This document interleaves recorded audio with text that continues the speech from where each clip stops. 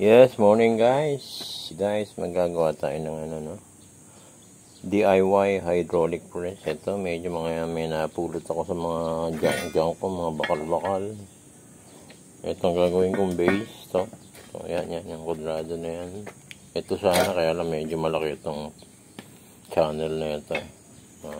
Hindi naman kalakihan yung mga ipe-press ko dyan eh. And then, yung mga bakal na ito yung mga puputulin ko. Makalat, no? Hindi pa maintindihan kahit sabihin ko. Basta pag na-form ko ng pinutol, i-demo ko na lang.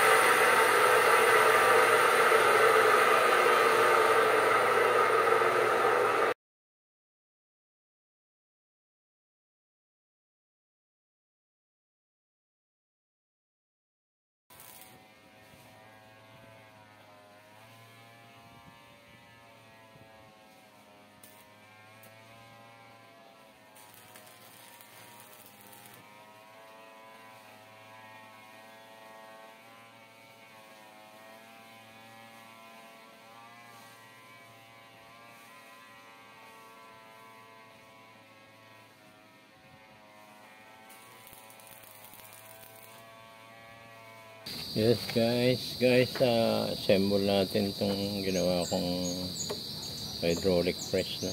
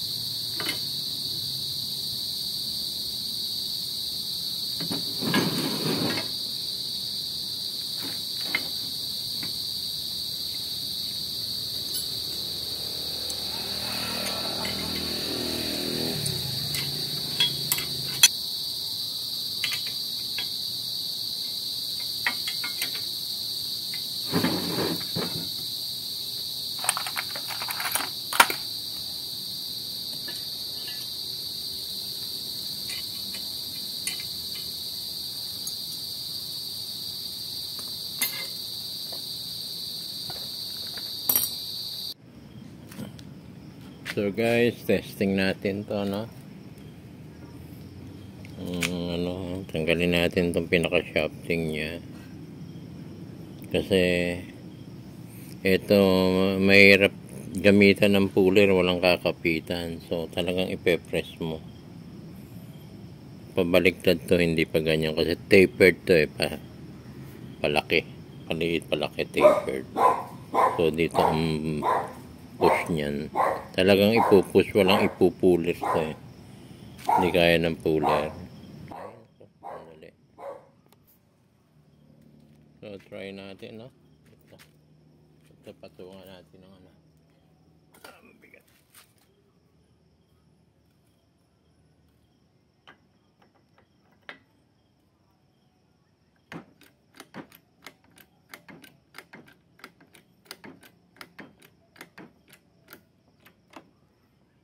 patay.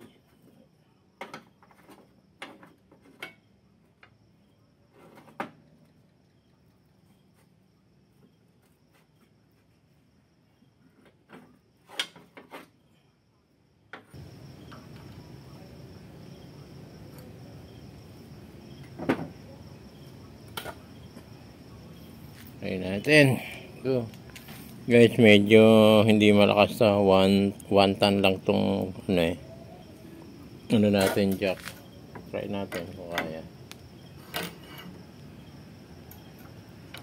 Bigat kagad. Ayun ano. Ayun. Natin.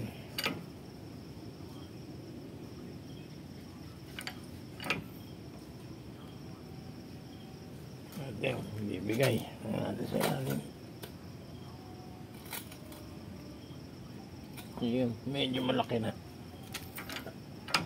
So guys, kaya. Medyo kaya lang 1 ton medyo mabigat itulak siguro pag mga 5 to 10 to sandali lang wala kang force na madaan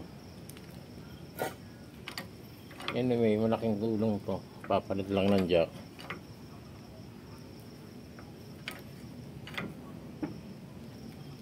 Kasi 1 ton ito lang ginagamit ko sa sasakyan, maangat din yung buong sasakyan malaki na. Ito na guys suabe. Teka, baka sumasayan.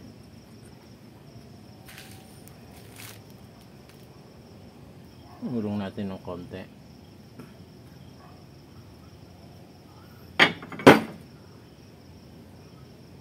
Guys, tingnan natin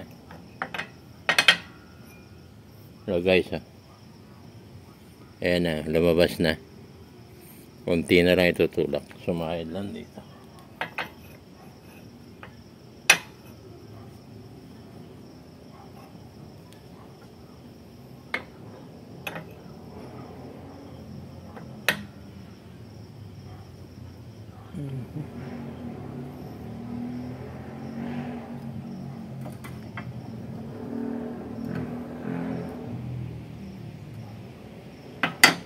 May tagas yung gasket ay yung seal nya.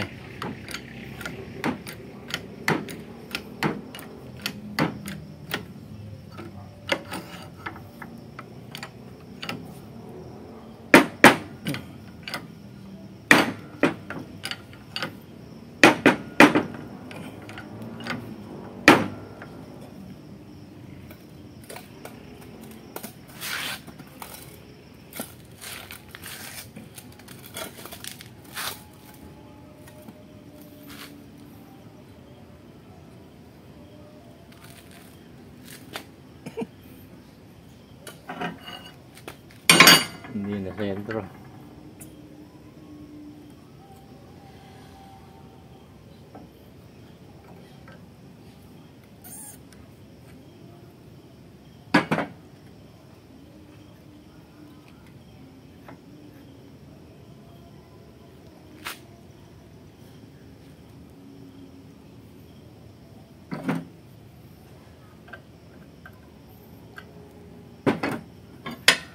Pala na ito.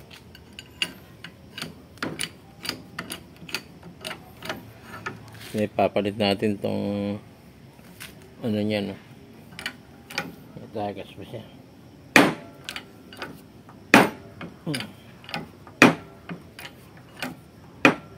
Medyo malambot na.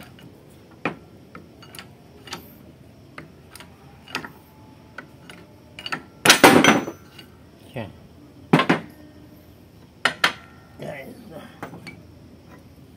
Sok. Okay guys. Pwede pang ito ngayon, sinsel.